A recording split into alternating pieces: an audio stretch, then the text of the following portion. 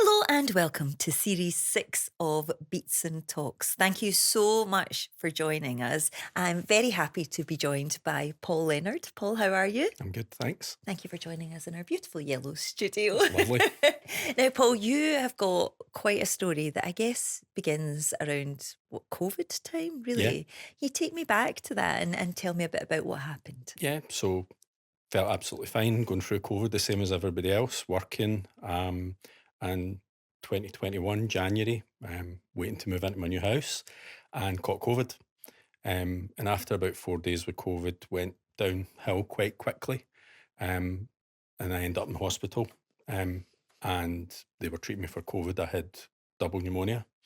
God. Not really bad, like a Mm. lot of people had, but bad enough to be in hospital. Anyway, I was in hospital, I was on oxygen and stuff, and like everybody at the time when you were in the hospital there, nobody came near you and stuff like that. So you were in a room on your own, nobody came in. And I remember the doctor stuck his head round the door and said, has anybody ever said to you that your windpipe is maybe off to one side?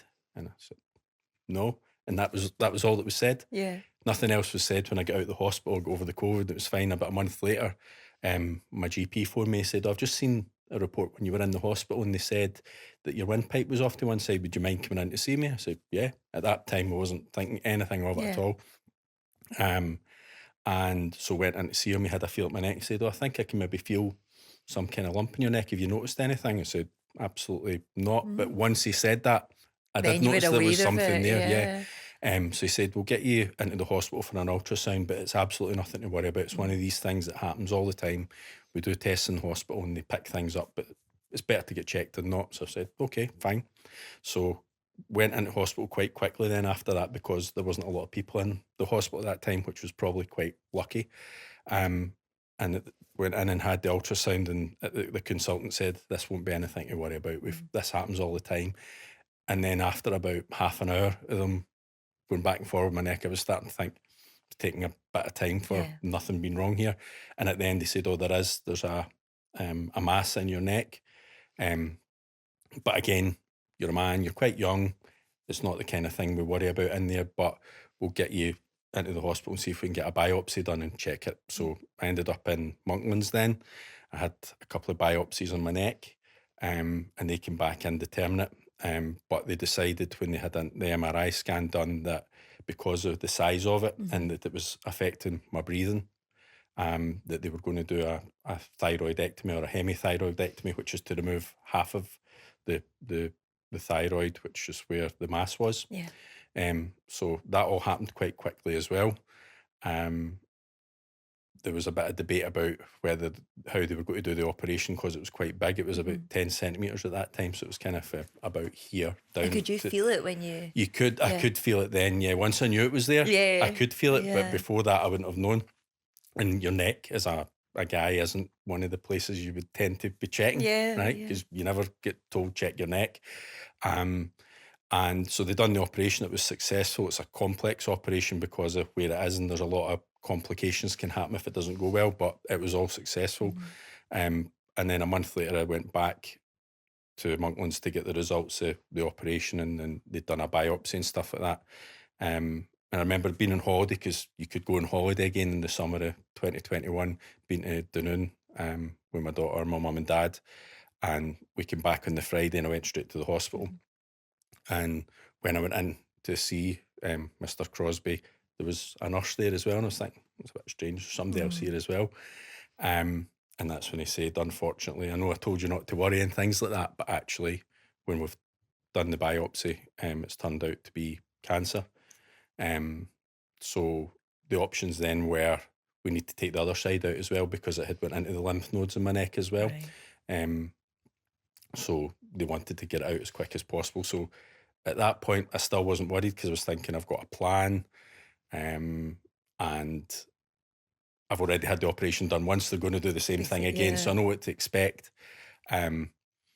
So I had the other side out, and then I had to have radiotherapy, which that was probably the scariest thing. It told you need radiotherapy, and you think, oh, what does that mean? But actually, for thyroid cancer, you take a tablet.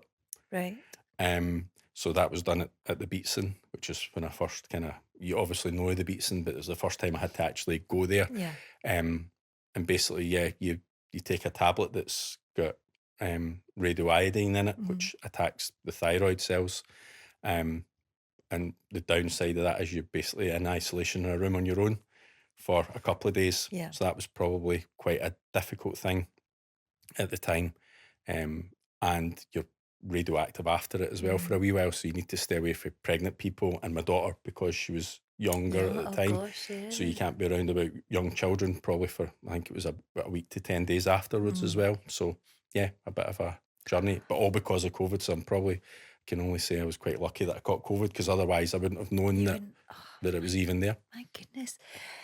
When you think of that time and you're going through it all, did it ever come into your head that it could have been cancer, or was it No, at the not point when they told you the that was point the when they told me first? was the first, because all along they'd said, because you're a man and you're young, thyroid cancer doesn't really affect men. I Yeah. think there's about 1,100 men in the UK a year get it, so it's not actually common. Yeah. And it's a common cancer, but not in men or younger men. It's more if you're in your 70s and a woman that you're more likely to get it. So when I went and Googled, as everybody does at the time, when I found out that the lump on my neck, I wasn't thinking at all that that's what it was going to be, right up until the moment that Mr. Crosby said it's cancer, and I'm really sorry. He was apologising because he said, I was Yeah. telling you it was going to be fine and not to worry, but actually that's what it is. So it hadn't crossed my mind at all that that's what it was going to be.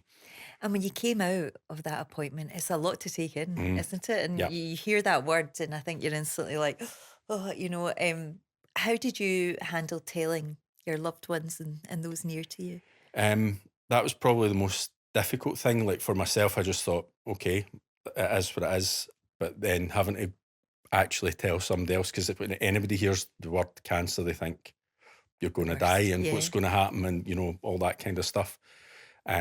So yeah, I can remember walking out of Monklands and go back to my car, and I thought, I know my mum's going to phone me now and ask what's happened in your appointment. She still does that now, Yeah. like 4 years later. Um, and I thought, I won't, I don't know if I'll be able to not give it away, because I wanted to wait till I got home to tell them Yeah. rather than do it on the phone, but I couldn't. I probably got a little bit upset, or she'd probably hear it in my voice, and then had to say it's cancer, but it's not anything to worry about. They've got Yeah. a plan, and I'll tell you the rest when I got home. And then they were obviously waiting for me when I got home, like 25 minutes later, and they were quite upset and stuff like that. Yeah. But yeah, because I was probably still in shock, if I'm being Yeah. honest, because I wasn't expecting that. I was just expecting to go in and get told it was all fine and that's you now. Yeah. Because the other side of that now, when you have your full thyroid out, is you need hormone replacement therapy for the rest of your life. And I've had loads of challenges with that since, because when it stops working, it causes a lot of issues, because what your thyroid does, which again, You I just didn't even hear know. what a thyroid is, or you just hear the word and you're like, yeah, I've got a thyroid. But Yeah. I have no idea, what No, it. and all the things that it does. So it controls your metabolism, your temperature, your heart rate, loads of things. So when it doesn't work, or you're taking tablets to replace what it should be doing, and they don't work, it can cause loads of problems. Yeah. And that's why it's really important to tell people, check your neck and go and do that stuff. And Yeah. that's why I've kind of became a bit of an advocate for it, particularly being a guy. Yeah. How has that been for you? Because as you say, it's rare in men, and it's just something that you kind of don't think of. In fact, I Yeah. think in women as well, it's not your initial thought, isn't it? No, I always think your neck as well, when you're ill, you quite often get lumps your and glands bumps, your glands swell. Yeah. So you are quite quick to go, oh, it's just hmm a swollen gland or whatever. How important has it been to you to become a kind of advocate and for speaking out about that? And how have you done that? Yeah. So again, like I said, one of the first things I did was go and Google, and I couldn't really find anything about thyroid in men Yeah. back in 2021. I thought, okay, strange, but because it's not that common, there's not a lot of people talk about it. There's loads of women talk about it, and there's a lot of younger women talking about it now as well. So I thought, well, why should I not do it then? And I'm probably not a person for going out and doing that kind of thing, but I thought, well, if it helps one person and one person checks their neck and finds something and gets it treated quickly, then why not? Yeah. So that's when I started posting on Instagram and getting involved with because there's not a lot of specific charities for thyroid cancer as Mhm. well. You know, you've got Cancer Research UK, you've got Macmillan and all the Beatson and all that kind of thing, but you don't. There's not a lot of charities you would know about, Thyroid kind of, but yeah. there is one, the Butterfly Cancer Trust, Mhm. and that was set up by somebody who had thyroid cancer and has been promoting it. So I kind of get a bit involved in that to raise funds for them and a bit of awareness, and then started posting on social media and stuff like that. And then it's just kind of went for there, doing different things to try and raise money for the Beatson and Macmillan and things like that as well. So yeah. What has the response been like online? Because I know I- I'm very open about my journey. I feel Yeah. like I always feel like you're in the X Factor when you say Mhm. that, but for some people that they're not, it's a very personal thing, isn't it? How was it for you, kind of opening up online? I think it probably helped me Yeah, doing that because, again, being a guy not opening up and talking yeah, to a lot of people about it, I think it's kind of like having a bit of a mask where you can say it, but you're not saying it directly to somebody's yeah, face, so it's yeah. a bit easier. So I think it's definitely helped me being able to do that and share it. Also, at the same time, I think people are going to get sick of me posting about this because why would they be interested? But actually, the amount of people that have said to me, we really enjoy what you're doing and Yeah, seeing that you're trying to raise awareness for it, even though we don't really know much about it. So it has been good to hear people saying that. yeah, Like I said, if it helps one person or somebody Googles and finds something I've posted, then great. yeah.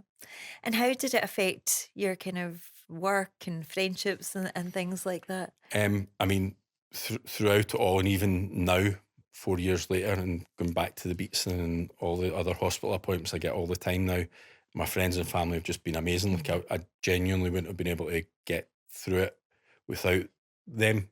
Um, I've got a quite a tight knit small family, Mhm. so but that really really helped. I definitely wouldn't have been able to do as much as I can and get through every day, even when I thought it was quite hard. The support was brilliant. Um, every appointment now, everybody else is all worried, and I kind of probably brush it off a bit to say, well, I'm not really that worried. Yeah, You always are yeah. worried, but But you it's part think of your life, isn't it? So you just you're have just to, living with it now. So yeah. I just got on with it, and I always say until somebody tells me there's something wrong or I Mhm. need to do something or there's a plan to do something, then I'm not going to worry about it Yeah. and try and get through it that way. And you've got a young daughter, Yes. Jessica. hmm Has she helped you through it? She has. I mean, at the time when I first got diagnosed, she didn't really understand what Mhm. was going on. Did you tell her? Not at the time, Right. other than I had a lump in my neck Daddy's and I was getting to the sick. hospital, Yeah. and that was it. And it was difficult at the time because it was COVID. Every time I had to go into the hospital, I had to isolate, Right. and that meant isolate from everybody, Yeah. which was really difficult. I can remember one day, our mum brought her to see me at my mum's, and it was through the window, Oh. and that still now is probably one of the hardest things. Going Mhm. through all the operations and the treatment and stuff like that is easy compared to when Not being she able was to wanting see to see her. me and you couldn't Oh. even touch her and stuff like Yeah. that. So that was really difficult at the time. But now she understands it. I've told her now, Mhm. and um, she just deals with it. Not it's like just something normal for her. She doesn't seem to worry about it and Yeah. stuff. And I'd prefer to be honest with her and say Yeah. this is what it is. And yeah, she was amazing through it all, even though she Mhm. didn't really know what was going on, but she knew I wasn't well. Um, so yeah, that helped a lot. They help keep you going, don't they? They do. Because they do, Yeah, you've got to almost just get back on that kind of normal yeah. track for them because, And that's it. I tried to keep it as normal as possible yeah. for her because I didn't want her to think what was going on and realise something was wrong. Even when you're getting in and out the hospital and people are talking about it and stuff and she's there and whispering and things like Yeah. that, just tried to make it as normal as possible for her so that she didn't realise and it didn't really affect her. But um, hopefully that's worked out all right. And now, when she's nearly 10, um, she talks about it normally and Mhm. she sometimes says, "Can I come to the hospital with you?" and stuff like that. It's just normal for her. Part of her life, Yeah, isn't it? exactly. Yeah. And we're here in the Beatson studio. What has the Beatson meant to you? I think when MD hears the beats and you're going there, they think it's scary Mm. because the way I've always looked at it is when you go there, you know, every other person there is there for the same reason. Yeah. And I think before I went, I was like, "Oh, I don't know what kind of how I'm going to like going to this place." Actually, every time I've went, it's just an amazing place, and it's the Mhm. exact opposite of what you think it's going to be. For the minute you walk in the door, going in the cafe for a coffee, and you know, it's just Warm, I think. it is, yeah, absolutely. It's not the kind of place you think, well, everybody's here, and a lot of people are in a Yeah. lot worse off position than I am, but you don't get that vibe if you go in there at all. It's actually just everybody's really supportive, everybody's really nice and welcoming and chat to you. I think that's a Yeah. thing as well. I Everybody think that's chats. so lovely. Yep. I think I've had some of the best conversations, like, in that waiting room waiting for my Yep. bloods, because people just That's it. open up because you're in the same boat, I think. Yeah, in that small waiting room, your ticket waiting for blood. Oh, yes, the Um, dreaded ticket. yeah, but I've been the same, just sitting there and just people start talking to you, and it's just an amazing place. You'd think everybody's just sitting there thinking, oh no, I've just had bad news, but it's not like that at all. And I think that's one of the good things about it. Yeah. If there could be a good thing, because they do amazing things there. Yeah. And how are you doing now? I've had a couple of problems in the past few years where the medication that I have to take stopped working. Last year, for the best part of the year, my medication wasn't working, to the point last October it got quite serious, and it starts to affect other things, other organs like your kidneys and your liver and stuff like that. But again, they've got it all back under control now, and I get monitored all the time. I was at the Beatson last week, getting more bloods done. And yeah, it's just, you get into a cycle and you just need to, there's always a plan. Yeah. And yeah, I'm back now running and stuff like that, which I had to stop doing last year. So in February, I'm doing 28 miles for Macmillan. So that's my first kind of challenge that I've done this year. Last year, I was planning to do some running stuff, but I just couldn't because I was unwell, although I tried to force myself to do it, but I didn't. But in place of that, I managed to do the Highland Fling. So I done the bungee jump at Killiecrankie, where you get dropped off Oh, I've done that. 132 Oh, feet. it's awful. And I'm not terrified of heights, but Yeah. I'm terrified of doing that. But I thought I need to do something. Yeah. My nieces were doing a pretty mudder for cancer for me and for my dad as well. So I thought I need to do something. If they're doing something for me, I need to try and do something as well. So I done that, and I managed to just about get away with doing that last year. So yeah. What's on your goals for this year? I want to get back running properly, and see. I done a marathon a long time ago. I'm not probably going to do that again, but I'd like to try and do at least maybe a 10K or a half marathon this year. So start off with the 28 miles in February and then see where we go, and try and keep that up and raising awareness and raising money for all the different charities that support cancer as well. So hopefully, fingers crossed, nothing else happens with my health this year, and I managed to do some of that. Has giving yourself those wee goals helped, do you think? And also, like, that sense of being able to give back to charities that helped you? Yeah, definitely having a kind of something to focus on. Yeah. So you're not just thinking about the next appointment or I don't feel well. Is that something, you know? Do you get that when you're ill? Yeah. Yeah, you definitely think, oh no, is that something? Uh-huh. I think I've got used to now over the last few years that you don't really need to worry, and I'm getting tested that often at the Beatson and all the blood tests that I get, that if something was going to change or happen, that I would know about it anyway. But yeah, I think having something to focus on and setting yourself small goals, like I'm going to do the 28 miles in February and get that out the road. What can I do next, and what can be the next thing I can do? And definitely trying to give back so that the next person that's maybe not as lucky as me, they get the same support that I had as well. I think Yeah. that's a good thing to do. Yeah. It's all those wee positives you can work towards. isn't Absolutely. it? Paul, how has life changed, do you think, since you've had your diagnosis? Do you think you've changed as a person? I think I'm probably more resilient now. I think I would push myself more now. Like I was saying about the jump at Killiecrankie, I would have never done that in a million years. But now I think you don't know what's round the corner. Yeah. So why not try everything once, even if it puts you out your comfort zone a wee And bit? that really does. I mean, I would urge It anyone does. who's watching or listening, go and check it out. It's horrendous. It is. But see, once you do it, It's It's amazing. amazing. Once you get over you've been dropped for 132 feet. Once you get over that part, it's absolutely amazing. And I would Did you do the round your ankles one or the one where you no. sit? So I actually done the seated one. The seated one. That would be a step too Oh, far. I did the round your ankles, Oh, and it no. was horrific, but amazing to do. Yeah. I think it's better getting dropped than having I to think- I physically think go so, yourself. yeah. But yeah, I think just doing all the kind of things and just try everything once, because you don't know what's going to happen. I wouldn't have done that before. I would have kind of just been like, this is what I'm going to do, and I'll just stick to that. That's probably the biggest thing that's changed for me. Yeah. And enjoying time with your family as well, has that become more important? Absolutely. Yeah. Doing as much as you can with your family, holidays, days out, just anything that you probably take for granted before. But Yeah. when you've been through something like cancer and you don't know what the future holds, so you just think make the most of what you've got. Yeah.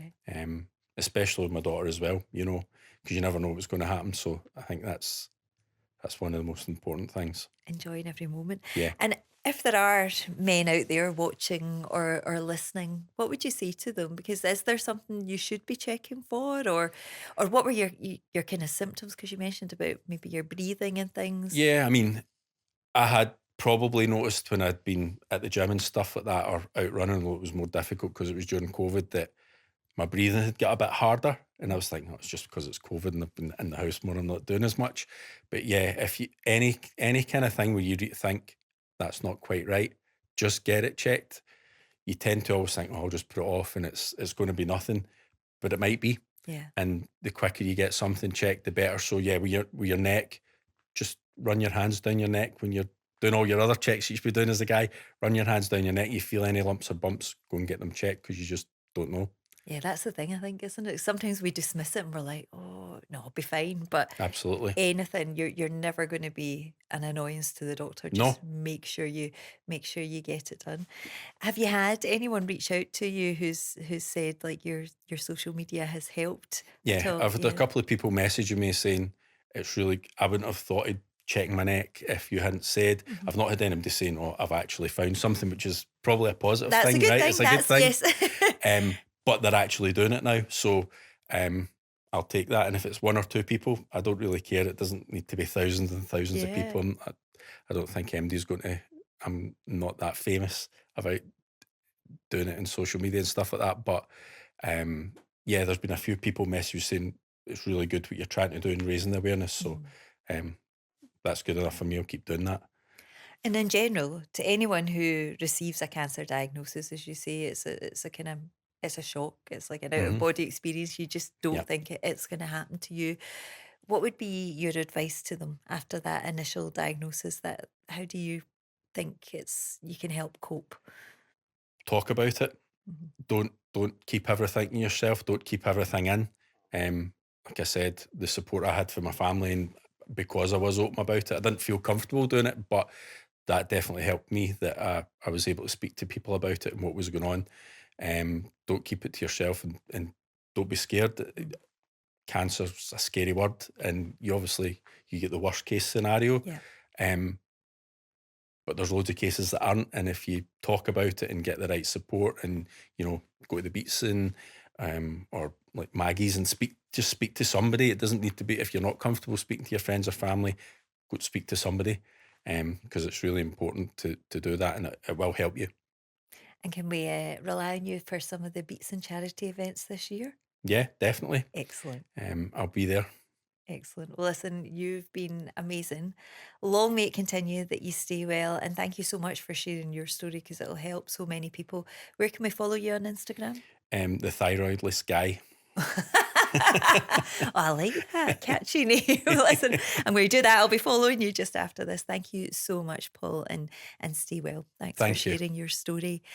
And thank you for listening or watching on YouTube. If you would like to find more about what the Beatson does, then please visit beatsoncancercharity.org. I've been Laura Boyd, and I will see you next time.